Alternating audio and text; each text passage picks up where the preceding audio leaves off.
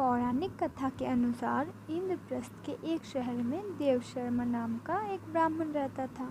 उसके 7 पुत्र और वीरावती नाम की एक पुत्री रहती थी। घर में माता पिता और भाइयों की लाडली बहन विवाह लायक हो गई थी।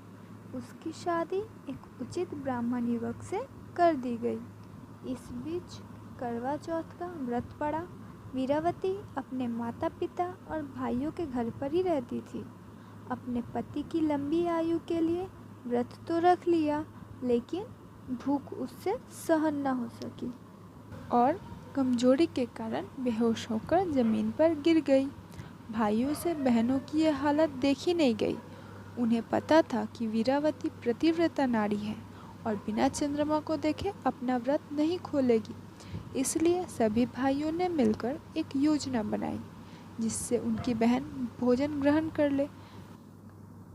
बहन का व्रत खुलवाने के लिए एक भाई वट के पेड़ पर एक दीपक और एक छलनी लेकर चढ़ गया। बेहोश हुई वीरावती जब जागी तो उसके भाइयों ने बताया कि चंद्रोदय हो गया है, छत पर जाकर चंद्र दर्शन कर ले।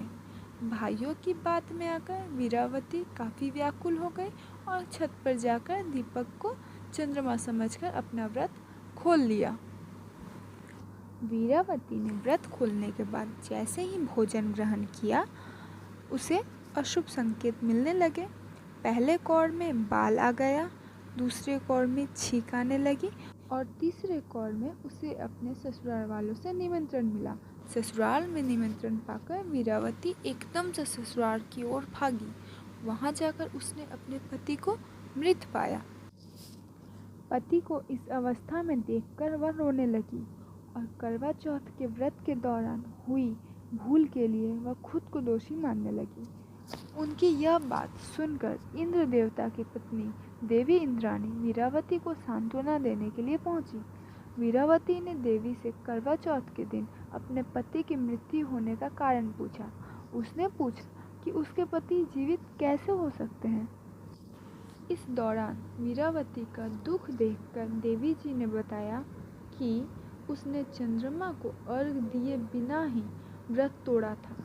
इस वजह से उसके पति की असामयिक मृत्यु हो गई। इस दौरान देवी इंद्राणी ने वीरावती को करवा चौथ के व्रत के साथ साथ पूरे साल भर आने वाले चौथ के व्रत करने की सलाह दी और उसे यह भरोसा दिलाया कि ऐसा करने से उसका पति जीवित हो जाएगा। इसके बाद वीरावती सभी माह के व्रत पूरे विश्वास के साथ करने लगी। वीरावती के व्रत से मिले पुण्य के कारण पति फिर से वापस मिल गया। धन्यवाद।